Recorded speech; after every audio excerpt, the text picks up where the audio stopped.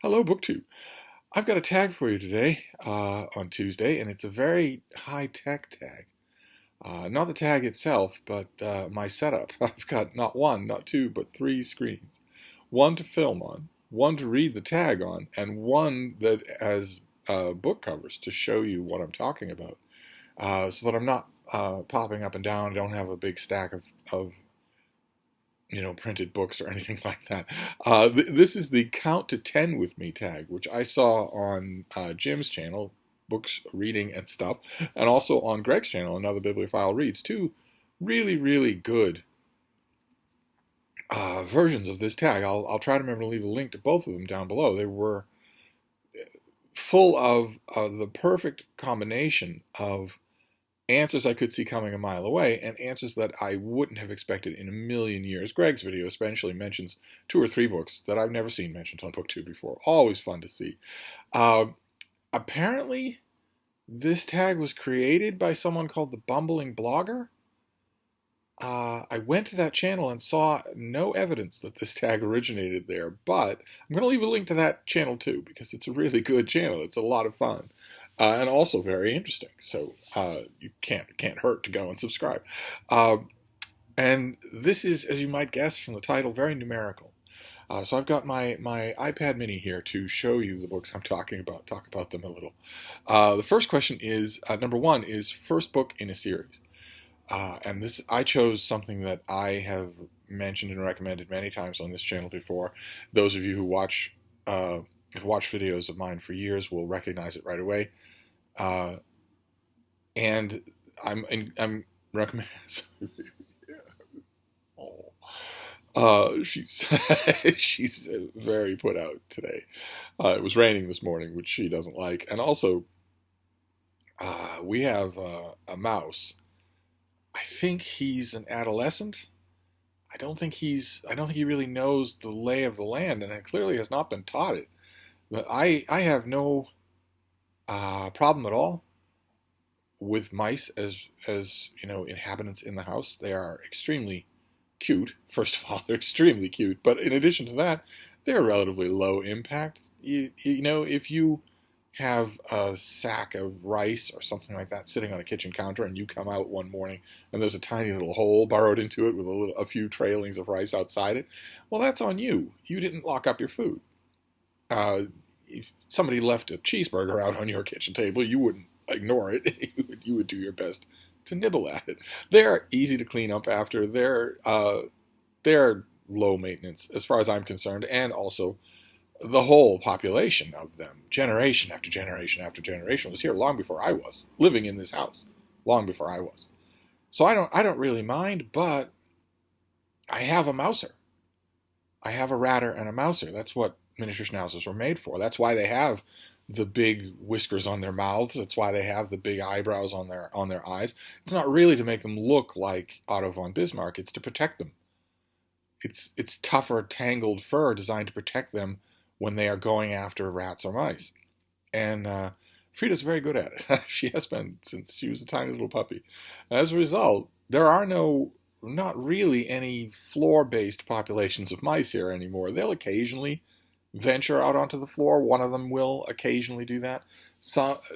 For a while, years ago, some of them were old enough to remember my girls, my two previous dogs, who eventually became so sick and blind and slow that they wouldn't have attacked a mouse under any circumstances at all. And neither one of them was really made for it anyway. I'm not sure that they would have known what to do. Whereas Malin Moore, my pointer, did know what to do with birds. She would bring, when we were out on our walks and she was in the fullness of her health, she would stop and bring my attention to anything that was moving on the horizon or higher. I don't think she knew to chase it or anything like that, but she definitely knew to stop and notice it. But I have no objection to mice in the apartment, none at all. I know some of you do, but I don't. I've been living with mice in various apartments in various places in the world for the whole of my life, and they've never been a problem for me at all. But I also don't have a problem with Frida. And there's not a chance in the world that I'm going to tell her to ignore all of her deepest instincts for the sake of a mouse. I'm simply not going to do that. I like them, but I'm not going to do it. I wish that I could talk to them. I wish that I could tell them uh, that, I'm not going to object if you come out into a corner of the kitchen to look for a crumb, but I'm not going to save you either. If you do that and I notice you, fine. You'll look at me, I'll look at you, you go about your business, I'll go about mine, and eventually, in a day or two, I'll clean up after you. Uh, but if Frida notices you, I'm just going to step aside, and you're going to die. It's as simple as that. She doesn't miss, and she's incredibly fast when she spots something moving. And there's most of them have gotten it. Most of the ones that didn't get that message are largely dead. But there's one mouse. He must be young because he doesn't appear to get it. And she's been noticing that. She's been patrolling the base of the counters in the kitchen because she knows that's where he is, and it's or was anyway, and it's got her attention in a way that it's making her feel a little bit fusty to be up on her perch. She's sort of torn between two urges. She likes to look out the street, and she also likes to be near me, and I'm not going to stand in the kitchen while she patrols. But anyway, she'll be fine. You'll be fine, won't you, baby? You'll be fine. Where was I before I did a mouse digression? Oh, right. Prompt number 1, first book in a series. This book you have seen before on this channel, but a lot of people are new to this channel. So I thought I'd recommend it again because it's really good. It is well worth your time. It's Dies the Fire by S.M. Stirling. This is the first book in what has been called the Emberverse series or the Change series. And it's terrific.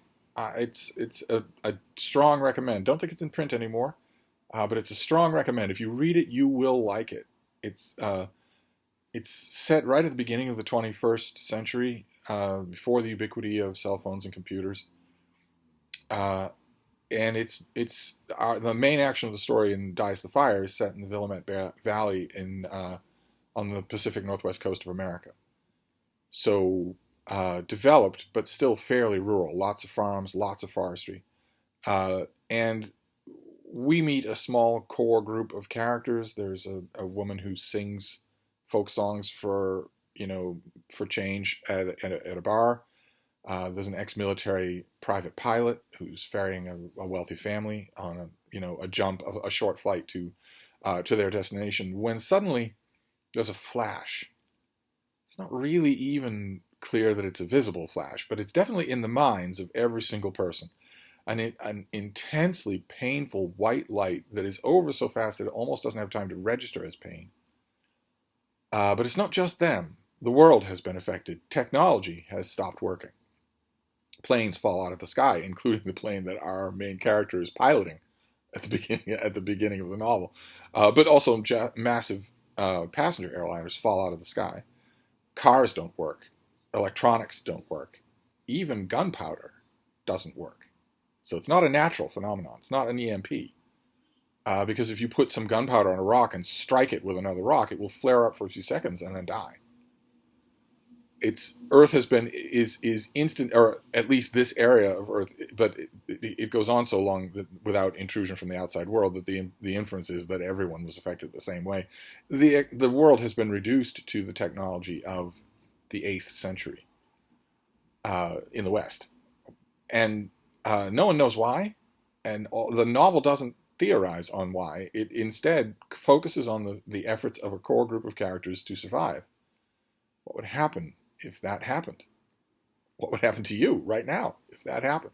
What would happen if that happened? Through a combination of luck and skill and chance and whatnot, or good positioning, a core group of characters start to survive. 2 or 3 groups of characters start to survive. Cities become death zones. That is S.M. Stirling's assertion right at the beginning of the series, that there's no way that you could live in a city if that happened.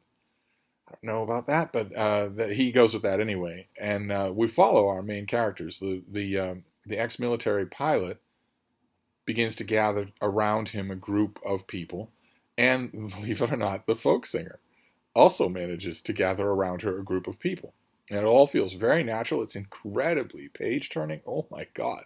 You don't want to stop reading at all.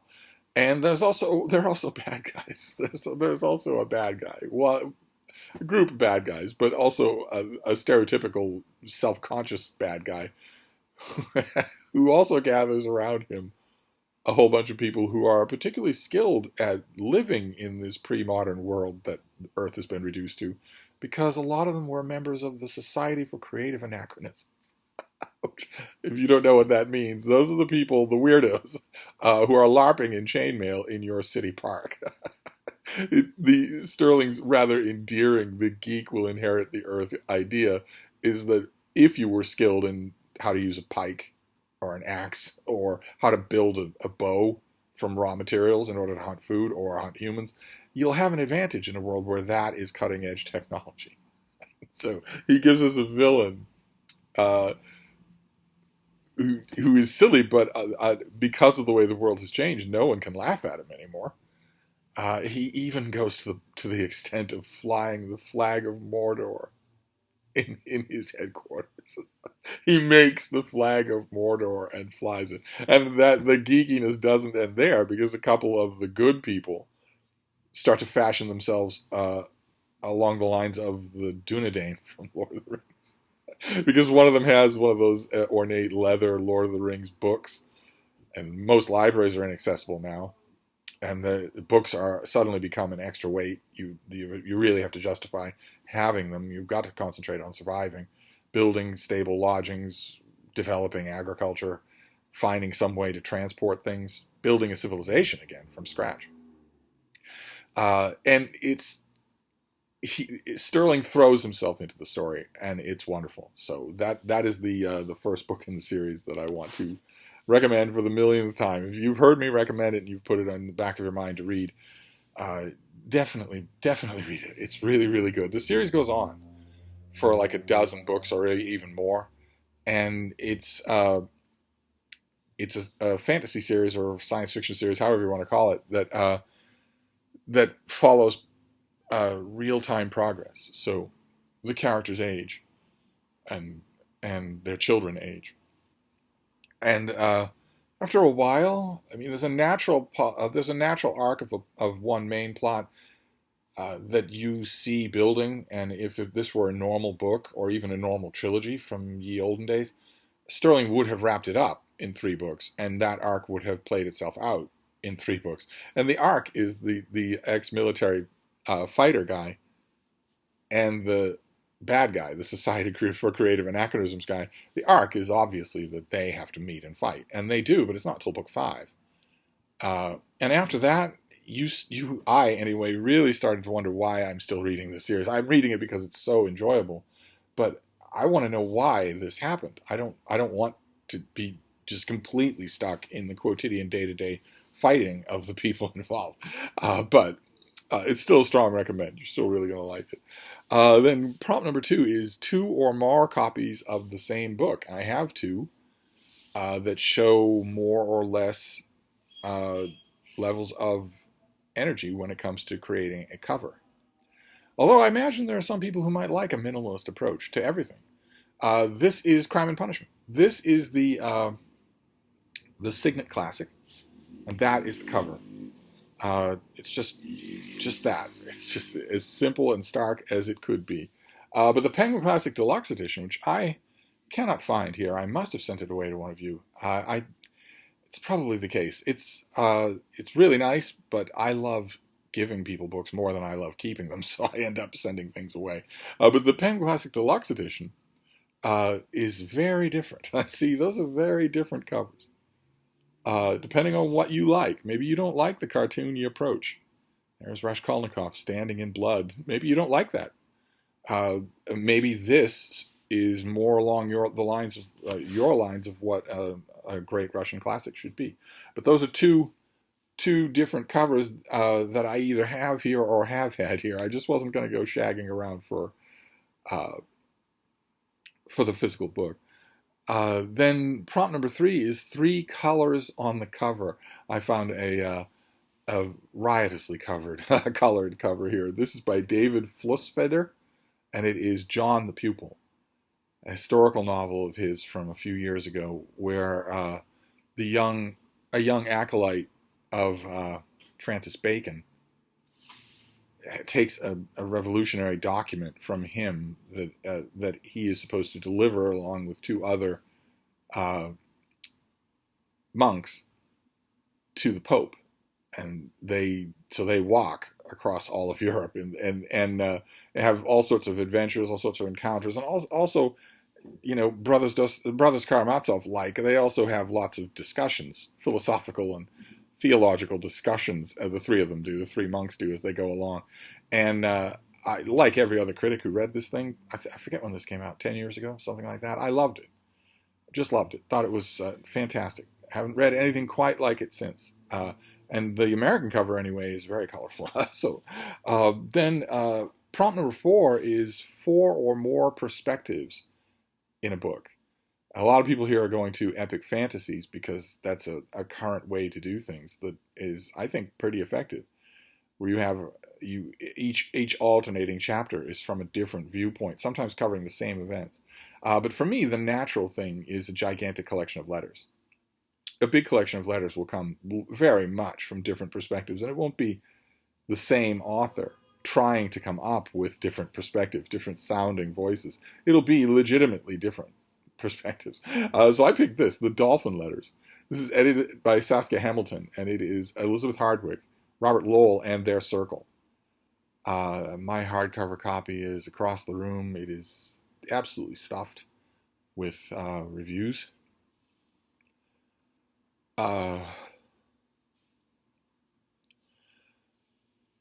This got reviewed enormously when it came out. Every journal in the world reviewed it, sometimes at great length. Of course, the New York Review of Books reviewed it, but everybody else did too.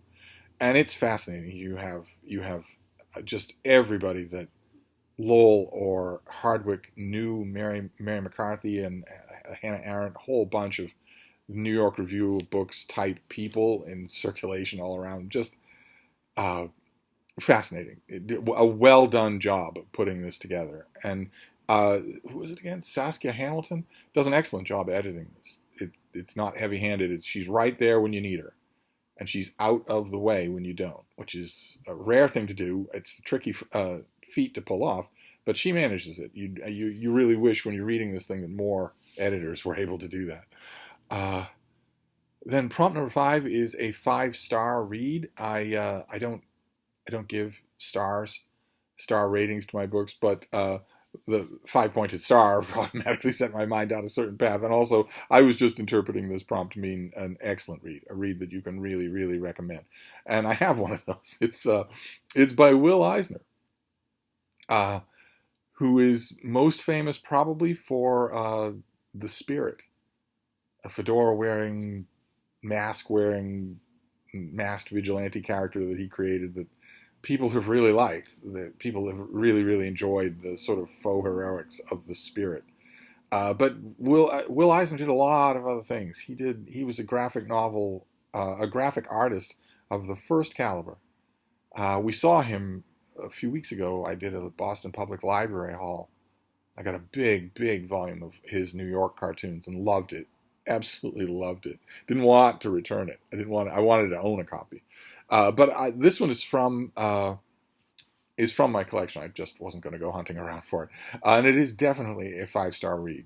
If you can find it, I don't know if Will Eisner's big graphic novels are in print anymore. It's The Plot.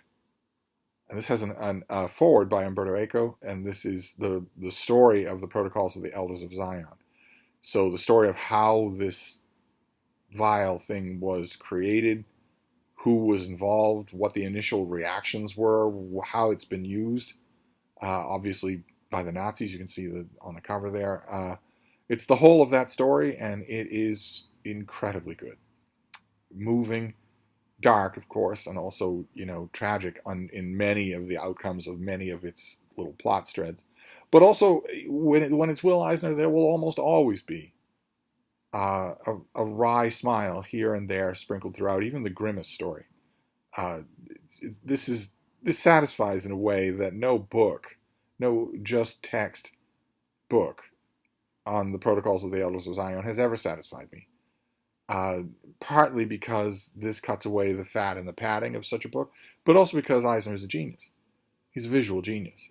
And so you get that element of enjoyment throughout this thing. Cannot recommend it strongly enough. Any of his stuff, really.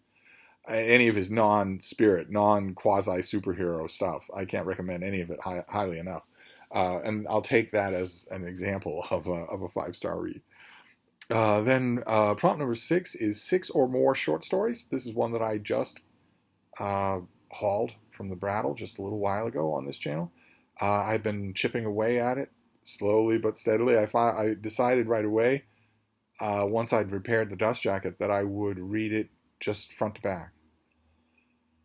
And I did that. It's Stories Across 5 Decades by Irwin Shaw, who's not really known anymore, but was once an extremely best-selling author.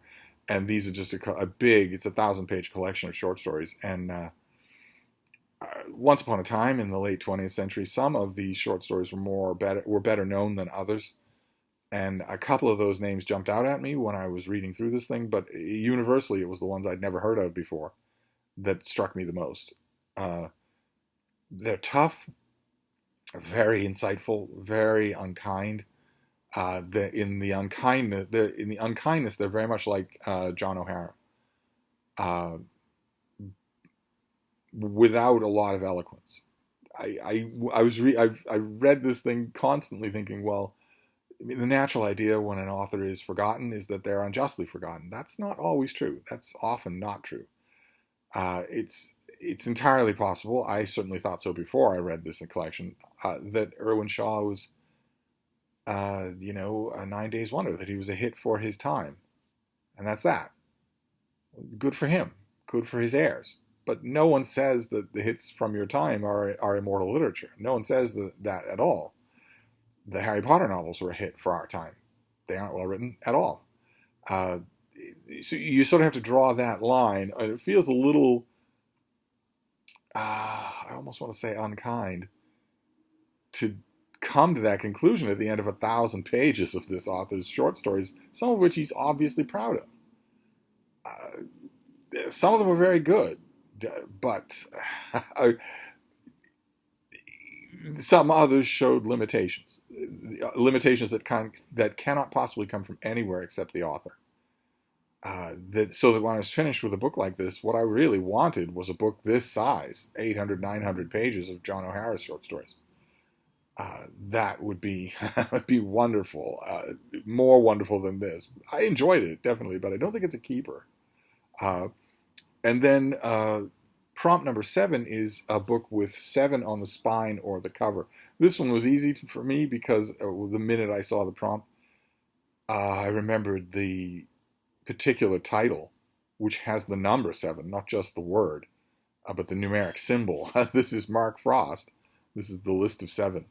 This is the mass market paperback. I think the American hardcover was just, the dust jacket was just a black field with a red 7 on it. I don't think the American dust jacket had any title or author on the front cover. And this is a Holmes pastiche novel, an elaborate one. It's not Sherlock Holmes. It's much more along the lines of The Name of the Rose. Speaking of Umberto Eco, it's much more along the lines of that. The characters are definitely Holmes and Watson, but they're not the same. They've been adapted by Mark Frost and written with a ton of gusto. Just, this is vaguely creepy, supernatural-esque,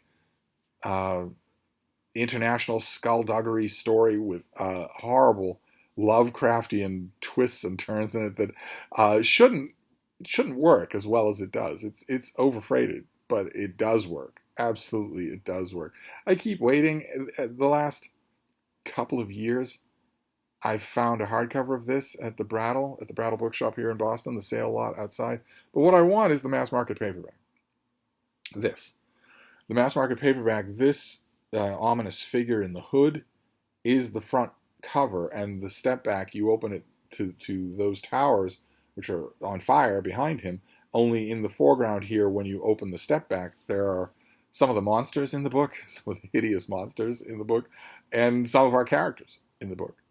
And there's no equivalent to that exists for the hardcover. So I want the paperback. I'll just have to wait. Sooner or later, the Brattle will provide. But I want to reread this, definitely. Then prompt number 8 is 8 letters in the title. We only got 10 prompts. We're working towards the end here. Prompt number 8 is 8 letters in the title. And I was looking. I have vast files of book covers on my computer just to remind me of the millions and millions of hours of wasted time that I have done on books, and the thousands and thousands and thousands of titles that have come through my hands. And I was thinking, well, eight letters in the title. So what's a word with 8 letters? And I thought, no, it doesn't have to be just one word. It can be 2 words. It can be King John. This is Mark Morris. This is the UK cover for his biography of King John, the son of Henry II.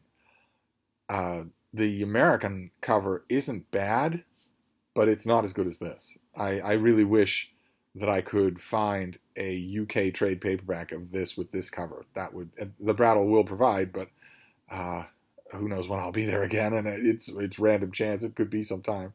But this is just about as good a popular biography of King John as you could ask for. Morris is, any of you who are familiar with his work, he's a prolific popular historian. It's almost wrong to say popular historian. He covers the ground. He knows what he's talking about. He doesn't chase rabbits down into the weeds of particular documentary struggles or squabbles or quibbles. But he doesn't take flyers on them either, and he doesn't take anybody else's word for what he's studying. So it was really good, is what I'm trying to say. It was a really, really enjoyable book. If you are looking for English history, you're looking to get into it, looking to read more of it, and you don't know who to pick, you don't know who would be a good, reliable author, Mark Morris and Dan Jones are good choices, very good choices. This book on King John, I mean, John was a putz, so you don't expect anything heroic. Don't expect to like the main subject of the book, but I would hope you wouldn't anyway, going into a biography. But it was really, really good. I have intentionally passed up the American hardcover and the American trade paperback when I've seen them because I want that UK trade paperback. And then prompt number 9 is a book that ends on a page ending in a 9. I wasn't going to go on my physical shelves and just pull down stuff at random. I wasn't going to do it. I told myself, just do a few. You're up already on your feet, so just do a few and see. And I did, and I thought if you don't hit one that ends in a 9 in just a few, then just punt on the question. But I did. I found one, another recent acquisition at the Brattle that I also just recently reread, and that is Arundel by Kenneth Roberts, which my copy ends in 379, page 379, and it was even better than I've read this probably 4 times. I recommended Kenneth Roberts many times on this channel. He is an absolutely first-rate historical author. Whether it's straight up narrative history, like his great book Trending into Maine, or his historical fiction, Arundel, Northwest Passage, Rabble in Arms. These are great books. They're not known anymore. Once upon a time, if you worked in a retail bookstore, you had to be able to rattle off the titles of his books. You had to know this author because he was popular. Not so anymore. I don't know if Kenneth Roberts is in print anymore, but Arundel is another great, big, rollicking, cast of thousands American Revolution novel. It was just, when I read it again this time, I was just struck by how incredibly assured it is. Just all the flab and equivocation, and also over-egging of the research that historical novelists tend to do all the time. All that just fired away. It's just gone completely. Just, you're in the hands instead of a perfect storyteller professional. So this also counts as a recommend, 379 notwithstanding. It's a big book, but boy oh boy.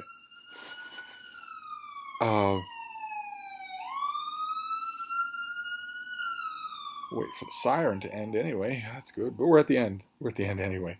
That just in case any of you are soft-hearted enough to be wearing, that's not actually an emergency.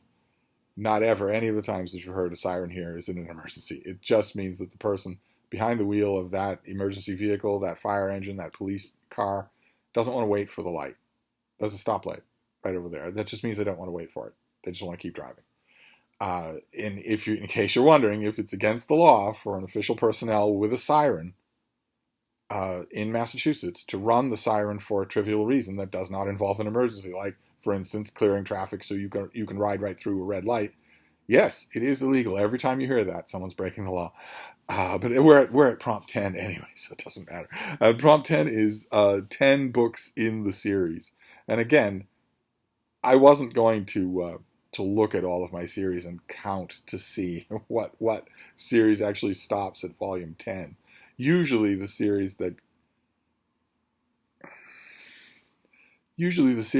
get to volume 10 are just going to keep going. If they're not going to reach volume 10, they're probably not going to reach volume 5. So I just went with a long-running series that I could both show you and recommend. And it's a bookend with the Emberverse from prompt number 1. Because this is the Safehold series by David Weber. And this is book 10 in the series, Through Fiery Trials. This is very similar in some ways to the Emberverse series. The premise of the whole story, the whole series, is that there's an alien race that is triggered by advanced technology, and they're unstoppable and savage. And they all but wipe out humanity, which in the setting of these novels has achieved a great deal of highly advanced technology. And the powers that be, the remaining enclaves of humans, decide that the only way to preserve the race from this ravenous species is to literally slip below their radar, which means seed a world with humans that don't have any higher technology and make it so that they never develop it.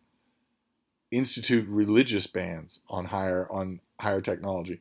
Bury a piece of higher technology of your own on the world as a kind of failsafe, but otherwise create a quasi-medieval Christian church world where scientific advancement is frowned upon, where there are ecclesiastical, not Christian, but ecclesiastical bans against the very kind of thing that would bring this world to the attention of those ravenous aliens.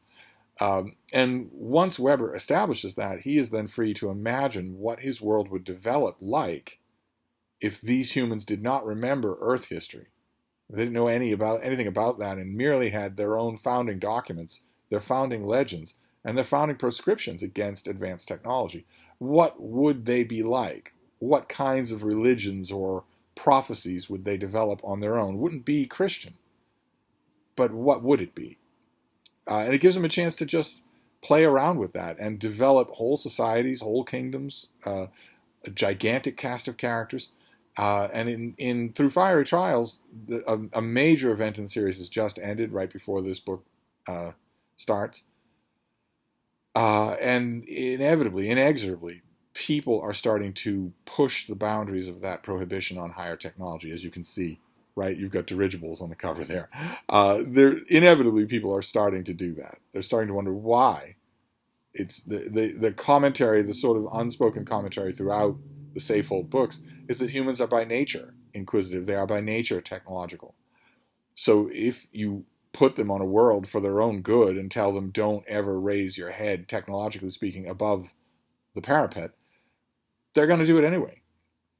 Barely ever in the course of this book is there even a glancing mention of the aliens or what the other humans, the ones who didn't plant this colony, have they survived? Are there any humans that aren't on Safehold? And once again, like with the Emberverse, I'm okay watching David Weber world build and give me, religious clashes, social clashes, technology, all sorts of high adventure for some of his characters. I'm okay with all of that. But I eventually want to know the bigger story. In the context of the bigger story, what does or does not happen generation to generation on this planet is irrelevant. I want to know what happens with those aliens. I want to know what happens. Are they defeated? Or do they utterly extirpate humanity aside from the enclave on this planet? Same things with the Emberverse. I ultimately, as many adventures as you have in store, I ultimately want to know what caused this? What caused this change to happen? I ultimately want to know that. It's just a testament to both S.M. Stirling's talent as a storyteller and also David Weber's, that they can keep that ball in the air and keep you reading, even though they're not providing you with with any answers along those lines. That's how good these books are.